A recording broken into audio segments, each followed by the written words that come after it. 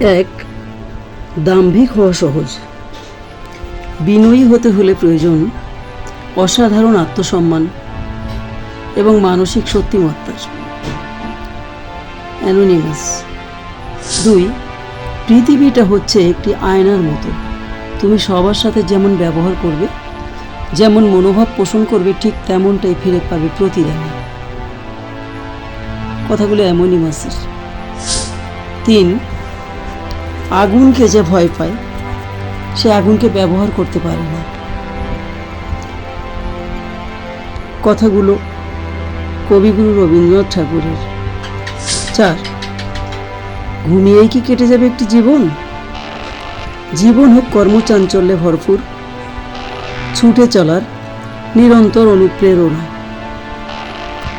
বিশ্রাম নেওয়ার জন্য কবরের জীবন চিরকালই পড়ে রয়েছে। হযরত আলী। 5, তোমার মেধার ঘাটতি থাকতে পারে, কিন্তু তোমার চেয়ে বেশি পরিশ্রম অন্য কেউ করবে সেটি তো হতে দেওয়া যায় না। পরিশ্রম দিয়ে মেধার ঘাটতি অবশ্যই পুষিয়ে নেওয়া যায়। আমি তার উদাহরণ। ডেরেক জেটার।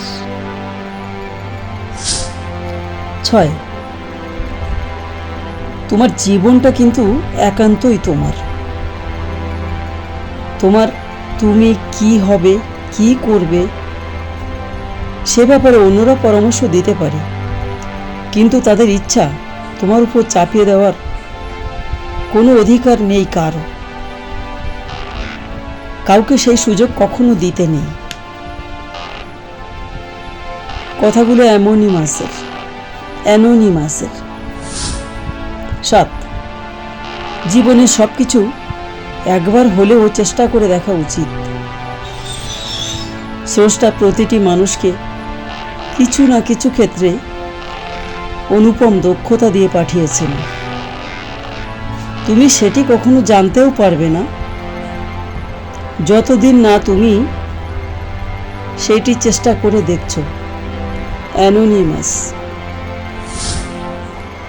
8, সাময়িক প্রয়োজন দীর্ঘ সময়ের দুঃখের কারণ। রেদওয়ান মাসুদ। 9, তোমার স্বপ্ন আর তোমার মাঝে দাঁড়িয়ে আছে কেবল একটি জিনিস, সেটি হচ্ছে অজুহাত। যে মুহূর্ত থেকে তুমি নিজেকে অজুহাত দেখানো বন্ধ করে কাজ শুরু করবে, সে মুহূর্ত থেকে তোমার স্বপ্ন আর স্বপ্ন থাকবে না, সেটি বাস্তবে রূপ নিতে শুরু করবে। জর্ডান বেলফোর্ট।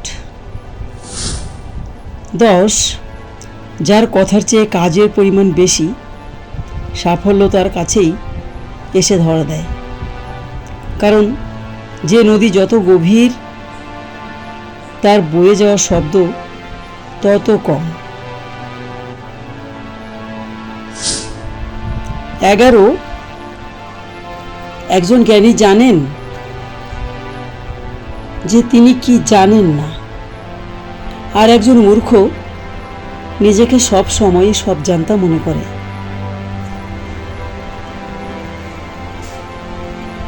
এখানে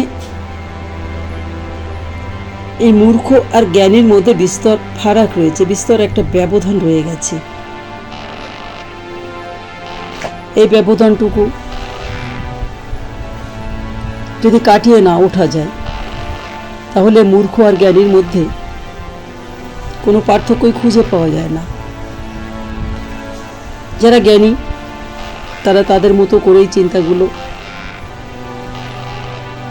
করে, এবং যারা মূর্খ তাদের মূর্খামির তো শেষ থাকেই না।